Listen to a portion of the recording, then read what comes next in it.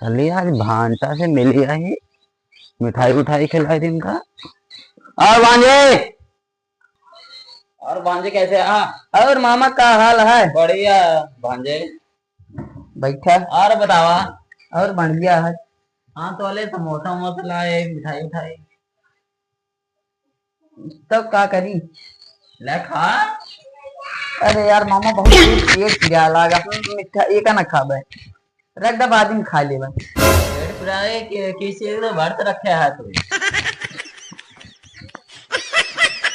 हाँ मामा। किस चीज का व्रत है? रड़ुआ चौथ का व्रत आता है। ये कौन सा रणवा चौथ का व्रत है? करवा चौथ तो सुने ही। अरे मामा एमे जोन लौंडन का शादी ना बारात वो लौंडन बारात रखा थी जेका कहा थी रड़ुआ चौथ। एक भांजा ना वो छिंदरा निकल का।